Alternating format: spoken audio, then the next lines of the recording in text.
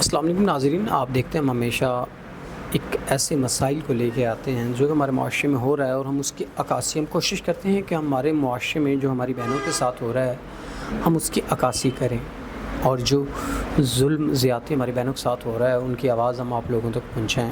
جو بہن آج میرے ساتھ موجود ہیں یہ بھی اس زمانے کی ستائی ہوئی ہیں، تو آئیے ان کے جو معاملات ہیں آپ لوگوں تک پہنچاتے ہیں۔ السلام علیکم۔ وعلیکم السلام۔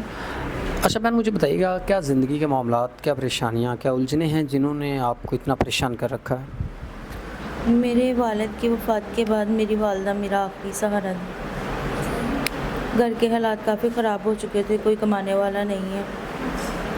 میری ماں میں بہت پریشان رہنے لگی ہوں، میری ماں اکثر بیمار رہتی ہیں۔ گھر میں 2 وقت کی روٹی بڑی مشکل سے بنتی ہے۔ میں اپنی والدہ کا علاج کیسے کروا سکوں؟ جس کسی سے مدد مانگے وہ طرح طرح کی باتیں کرتے ہیں، کوئی بھی ہماری مدد کرنے کو تیار نہیں۔ ناظرین، کوئی بھی مدد کرنے کو تیار نہیں، یعنی کہ ایسے حالات ہیں، سبھی غلط لوگ غلط فرمائشی کرتے ہیں کہ آؤ یہ کرو وہ کرو تب ہم یہ کریں گے۔ تو ہمیں بحیثیت مسلمان سپورٹ کرنا چاہیے۔ اگر کوئی مشکل میں ہے تو ہمیں اس کو جو بھی اس کے معاملات ہیں اس میں زیادہ نہیں تو اپنی حیثیت کے مطابق کرنا چاہیے، تاکہ ان کی الجھنیں اور پریشانیاں کم ہو سکیں۔ آج کی جو بہن ہمارے ساتھ موجود تھی یہ اپنی پریشانیوں سے کافی دوچار تھی، اپنی والدہ کے حوالے سے، اپنی والدہ کے علاج معالجہ کے حوالے سے کافی پریشان تھی۔ جن سے بھی انہوں نے مدد مانگی انہوں نے غلط تاثر دینے کے سوا کچھ نہیں کیا۔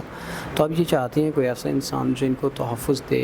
بہن، اگر کوئی ایسا انسان جو آپ کو تحفظ دے، آپ کے معاملات، آپ کی والدہ کے تمام تر معاملات کو اچھے طریقے سے دیکھتا ہے، تو آپ کا کیا خیال ہے؟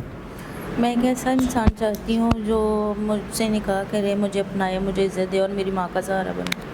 ناظرین، بہن ایسا انسان چاہتی ہیں جو عزت، تحفظ اور محافظ بن سکے، تو ہم امید کرتے ہیں کہ نیک انسان ہی محافظ بنے گا۔ تو اسی کے ساتھ اپنے میزبان نواب احمد کو دیں اجازت۔ خدا حافظ۔